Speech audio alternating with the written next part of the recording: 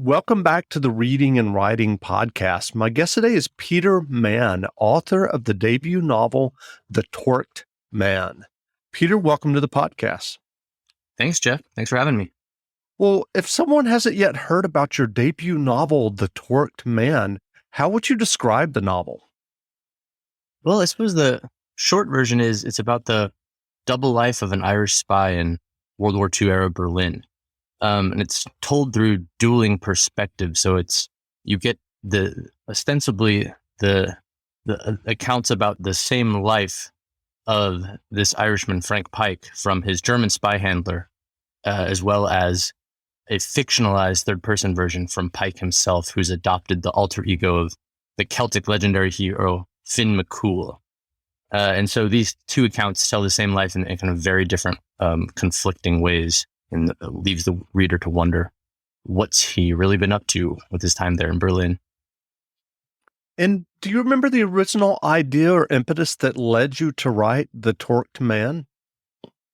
Yeah, for me, it was mostly inspiration in history, in the sense that my main idea was based on a figure named Frank Ryan. I was reading about the Spanish Civil War, and I came across this guy, Frank Ryan, who, very similar to Frank Pike in my novel, he was an Irish Republican who went over to Spain to fight in the Civil War against the fascists. He mustered a column of fellow Irish fighters called the Connolly Column.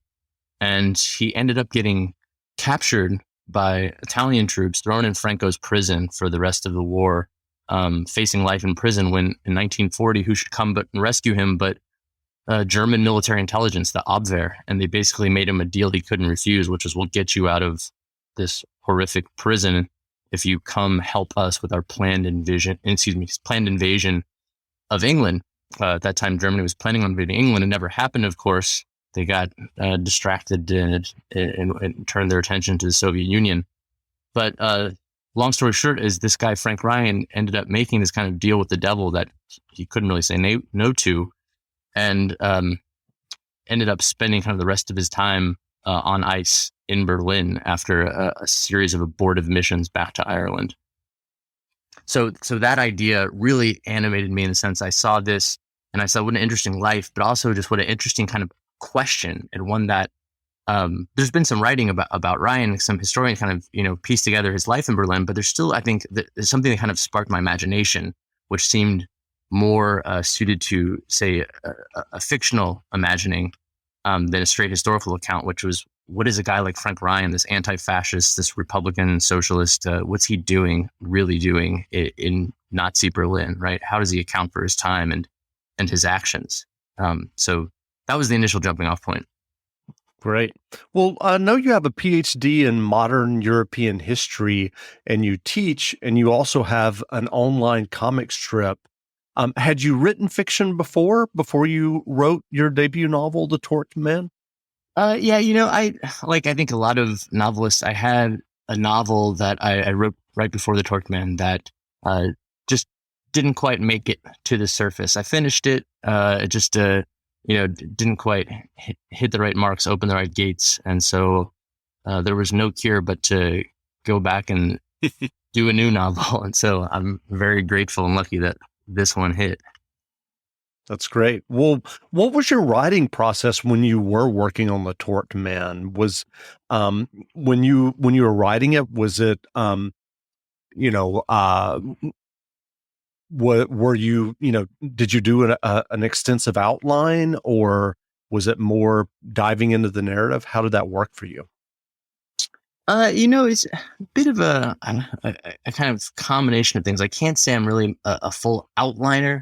I think I've tried that a little bit, and if I outline too far ahead, it just kind of feels then a little dead on the page when I try to think, then I feel like I'm just kind of checking the boxes. So that doesn't quite work for me. It's also just hard for me I can't sit down and envision how the whole story sequence unfolds. I need to kind of experience the characters in their world, in the moment, to kind of understand how they're going to react, and then what comes out of that. I think that, to me at least, I'm not saying you have to do it that way, but I think that kind of helps characters generate the plot, as opposed to having a pre-established plot that you then have to plug characters in and make them go through that motions. Um, but that said, I think when I would develop a certain kind of sequence of events, like, oh, I could see that, this will happen next, I would kind of think 2 or 3 steps ahead. That way I kind of knew where I was going, but only a couple steps ahead. So that seemed to be the kind of right ingredients for preserving spontaneity, but also feeling like I was working with a sense of at least vague purpose. Sure. And I'm curious, how was writing a novel different for you than obviously academic writing or creating a comic strip? Good question. I mean, it's kind of easy to answer the different from academic writing in the sense that it's much more enjoyable. It's much more fun. I'm not sure. I hope that true, passionate as scholars don't feel that way either. They don't find it drudgery. But I found it took me a PhD to figure out that I'm just not thrilled with the idea of spending my life writing scholarship. So I switched to fiction writing, and all of a sudden I felt kind of uncaged, and I just really enjoyed the imaginative aspect. I enjoyed how humor could play more of a role. It's kind of tough to be anything other than a bit wry when you're, say, writing history or literary criticism.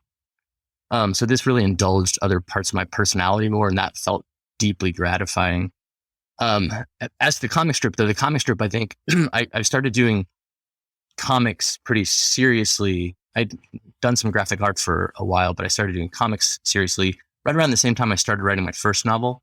Mm-hmm. And there was a similar kind of outlet, similar kind of way I was writing comics, and still most of my comics are still about historical episodes, historical figures, literature, philosophy.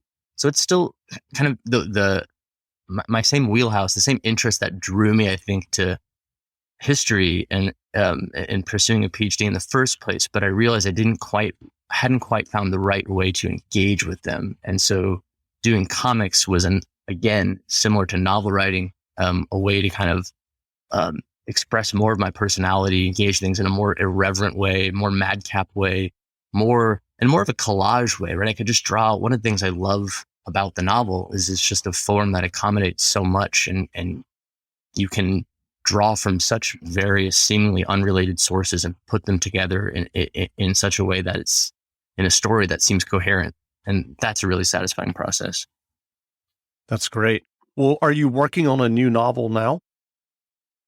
Yeah, I've actually just finished another novel, so it's now kind of in the pipeline of taking it on submission, and so fingers crossed, something that you can see down the road.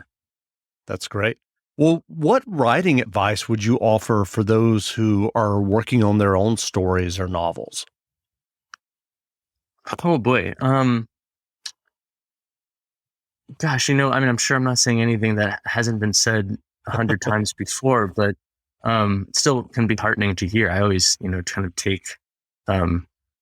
find it heartening when I hear other writers say something that sounds both like obviously true and yet like still inspiring. One of those is just that it feels like when you're, doing something before, especially if you're working on your first novel, haven't been published yet, you feel like you're just kind of working in the dark and doing something like slightly ludicrous. And for me, it was always something I had to kind of keep like semi-secret. Like I didn't want to, you just feel a little exposed and like, isn't this like, who does this guy think he is, like working on a novel? And until like it comes out in the world, everyone's like, hey, you're a novelist. What do you know? It can be like really daunting. And then, you can be kind of your own worst enemy in terms of feeling like, what business do I have doing this? Even though I feel like once I'm kind of locked in on the page, it's like nothing else I would rather be doing.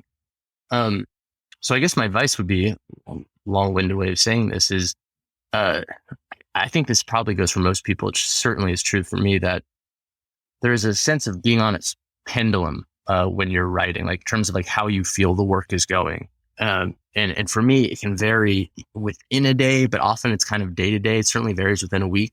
Like some days I'll just be like, I'm really in the zone. Man, this thing is great. This is like the best thing I've ever written. This is just self-evidently awesome. And then the very next day, I can have the complete opposite reaction to it and be like, "Oh my god, what a disaster!" Right? This is what? Who am I fooling here? This is complete trash. And so I think what I've come to learn is to like not really listen to either of those voices. The the aggrandizing one that says that you're the next Tolstoy, and the one that thinks that you're a cockroach. Neither of those is true. So you kind of just like ignore both of those and just keep going to work and know that it's probably somewhere in between. That's great advice. Well, I'm curious, what novels or nonfiction books have you read recently that you enjoyed? Oh man, novels or nonfiction. I'm in the middle of Elif Batuman's The Idiot and really enjoying it from a few years ago. She's got a new one coming out. I'm excited for. I just got a book mail. Oh shoot, I'm gonna forget the author's name. It's a book that I wish I had known about when I was writing The Torqued Man, because it's from a German author, I believe from the 30s. I think his name is Hafner. And it's all about if you check out The Torqued Man, you'll see there's a contingent of what are called the Wilden, my novel, a German for the wild boys, the wild ones, and these were these kind of like feral gangs of basically children and teenage boys who lived in the outskirts of Berlin, along like the parklands and the forests and the lakes, mostly in the Weimar period, but into the Nazi period as well. And so there were these kind of like gangs and street urchins, but they lived kind of this forest life. And anyways, they play a role in my book, and I had a lot of fun with them and had drawn on some historical sources. But I just came across a novel written in the early 30s by this guy, again, I think his name is Hafner, that I haven't read yet, but just got my hands on, that I'm very excited to read. That's all about these forest dwelling street urchins. That's great. Well, where can people find you online if they want to learn more about you and your debut novel, The Torqued Man? They can find me at petermannbooks.com. It's just my name plus books. And yeah, that should be pretty good one-stop shopping for all things book related for me. If you want to see some art or comic strips, I do comics semi-regularly at thequixotesyndrome.com, and I have all my art in a clearinghouse on pmania.com. That's great. Well, again, we've been speaking with Peter Mann, author of the debut novel, The Torqued Man. The novel is on sale now, so go grab a copy. And Peter, thanks for doing this interview. Thanks for having me, Jeff. I appreciate it. That's great. Now, stay tuned for a brief excerpt from the audiobook of The Torqued Man by Peter Mann, read by John Lee, available from Harper Audio, wherever audiobooks are sold. I first met Pike in a Burgos prison in 1940. Despite the bleak setting, I felt almost giddy, as I just spent a week in the company of Himmler, and would sooner have chosen to become an inmate there than suffer one more minute with that dullard. I still shudder when I recall that trip. I had been assigned to be the Reichsführer's interpreter on his tour of Spain, a demotion that was part of the security office's attempt to flex its muscles over the Abwehr. I knew I was in for a miserable week as soon as Himmler boarded the train in San Sebastian. He immediately began complaining that the nitrate deficiencies of the Iberian soil had thrown off his digestion and were interfering with the rhythm of his bowel movements. As if that weren't enough, his wife had neglected to pack his bee pollen supplements, no doubt a malicious act, thereby dooming him to 8 days of throat constriction and adenoidal hell. To my horror, this harangue directed at everyone in his retinue, and to which we were obliged to listen attentively and filled the pauses with a natürlich or wie interessant, did not end when we pulled into Atocha, but continued for days. Through the galleries of the Prado, where the Reichsführer insisted on seeing only the German and Dutch old masters, and admired them without breaking stride, he lectured us on the wonders of the neti pot, the earliest Aryan form of medicine, a nasal irrigation system for the warrior caste that led directly to the conquest of the decadent Hittites. It was all to be found in a proper study of the Sanskrit documents. Only when we came to Bosch's Garden of Earthly Delights did our group pause, as the Phalangists and SS men all marveled at the ingenious tortures of the right panel, cooing like women ogling dresses in a window display. The next day, the mayor of Madrid staged a bullfight exclusively for the Reichsfuhrer. A poor showing. The corrida hadn't yet recovered from the long siege during the war. The bulls were sluggish, the matadors timid.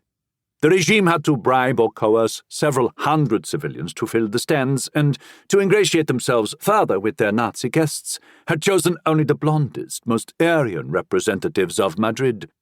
Serrano Suñer, who, as Franco's brother-in-law and lickspittle-in-chief, had been tasked with showing Himmler around the country, presented the Reichsfuhrer with some fragments of a mixing bowl from an archaeological site in Segovia. Said Himmler, examining the shards. Could be a neti pot. You see, Reichsfuhrer, said Serrano Suñer, we Spaniards are descended from the Visigoths.